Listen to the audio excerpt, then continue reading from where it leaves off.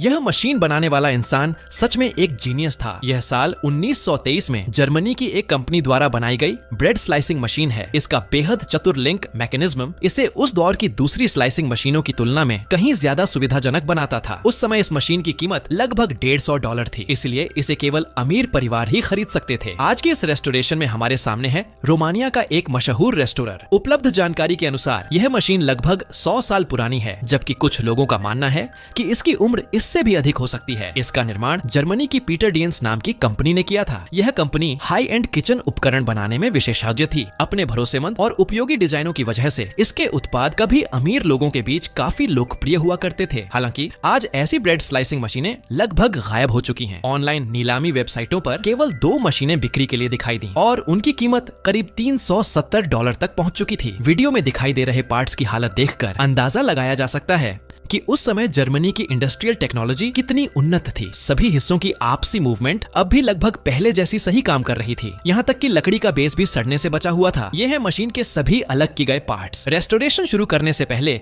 Paint की जांच की गई। टेस्ट का परिणाम आया कि टेस्ट पेन लाल रंग में बदल गया। इसका मतलब था कि पेंट में लेड यानी सीसा मौजूद था। ऐसी स्थिति में पेंट हटाने के लिए केवल केमिकल पेंट रिमूवर का इस्तेमाल किया जा सकता था। अगर सैंडिंग करके पेंट हटाया जाता तो उड़ने वाली धूल सांस के जरिए शरीर में चली जाती और लेड पॉइजनिंग का खतरा पैदा हो सकता था। पेंट हटाने के बाद सभी हिस्सों की सैंड ब्लास्टिंग करके जंग साफ की गई। अब आ गया वह संतोषजनक हिस्सा जिसे देखना हर किसी को पसंद होता है। इस बार सैंड ब्लास्टिंग में किस प्रकार का मीडिया इस्तेमाल किया गया है? अपना जवाब कमेंट में जरूर बताइए। सैंड ब्लास्टिंग पूरी होने के बाद पार्ट्स की सतह इतनी साफ और स्मूथ दिखाई देने लगी कि उसे देखना ही सुकून देने वाला था। इसके बाद सभी हिस्सों पर पाउडर कोटिंग की गई। इस बार कैंडी रेड रंग चुना गया।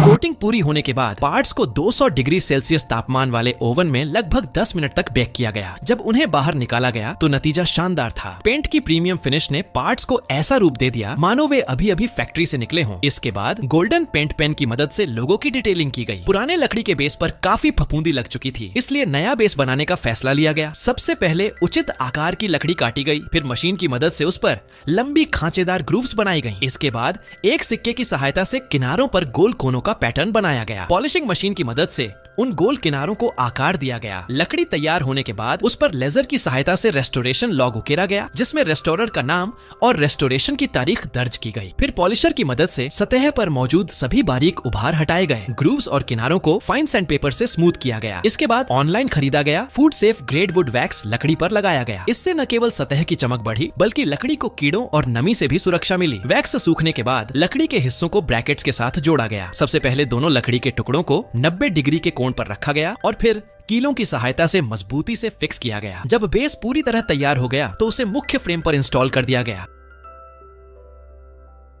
अब बारी थी इस गोलाकार ब्लेड की। सबसे पहले इसके बीच वाले थ्रेडेड होल को दोबारा टैप किया गया। थ्रेड्स को सुरक्षित रखने के लिए उनमें प्लास्टिक प्लग लगाए गए ताकि सैंडर ब्लास्टिंग के दौरान कोई नुकसान न हो। सैंडर ब्लास्टिंग के बाद भी सतह पर कुछ जंग बची हुई थी, इसलिए ब्लेड को इलेक्ट्रोलाइट सॉल्यूशन में डालकर इलेक्ट्रोलिसिस द्वारा जंग हटाई गई। इस प्रक्रिया में ब्लेड को कैथोड और लोहे के टुकड़े को एनोड के रूप में इस्तेमाल किया गया। इलेक्ट्रोलिसिस की प्रक्रिया काफी प्रभावशाली थी और जंग तेजी से हटने लगी। जंग साफ होने के बाद साबुन और पानी से ब्लेड की सतह धोई गई। इसके बाद ग्राइंडिंग और पॉलिशिंग शुरू हुई। यहाँ मिरर फिनिश की जरूरत नहीं थी, इसलिए हैंड ड्रिल की मदद से दूसरी बार पॉलिश की गई और स्कॉच ब्राइट पैड का उपयोग करके सुंदर ब्रश्ड फिनिश तैयार की गई। फिनिशिंग पूरी होने के बाद ब्लेड को दोबारा तेज किया गया। अंत में खाने योग्य तेल की एक परत लगाकर उसे जंग से सुरक्षित किया गया। ब्लेड वाले हिस्से का लकड़ी का हैंडल गायब था, इसीलिए नया हैंडल बनाया गया। इसके लिए पुराने टूटे हुए टेबल के पैर को कच्चे माल के रूप में इस्तेमाल किया गया। लेथ मशीन की सहायता से हैंडल का बाहरी आकार तैयार किया गया। आकार बनने के बाद उसकी सतह को घिसकर पूरी तरह स्मूथ किया गया और अंत में उस पर भी वुड वैक्स लगाया गया। अब बारी थी एक ऐसे स्क्रू की जो पूरी तरह खराब हो चुका था और जिसकी मरम्मत संभव नहीं थी, इसलिए नया स्क्रू मशीन पर तैयार किया गया। सबसे पहले उसका आकार बनाया गया, फिर थ्रेड काटने से पहले उस हिस्से पर लुब्रिकेंट लगाया गया। इसके बाद नए थ्रेड तैयार किए गए। काम पूरा होने पर स्क्रू को मटेरियल से अलग किया गया और फिर मशीन पर लगाकर उसकी फिनिशिंग,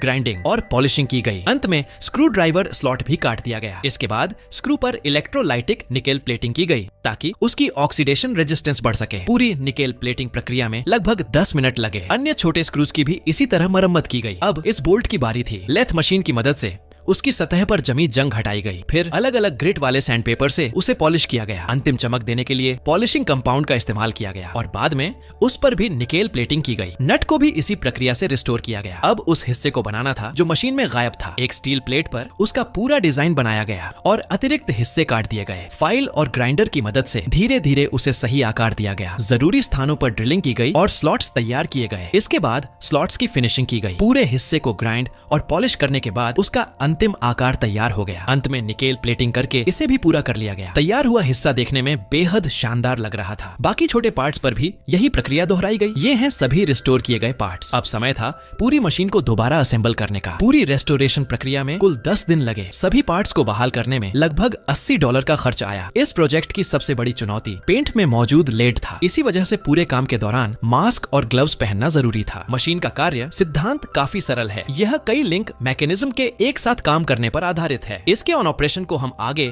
प्रैक्टिकल डेमो में और करीब से देखेंगे।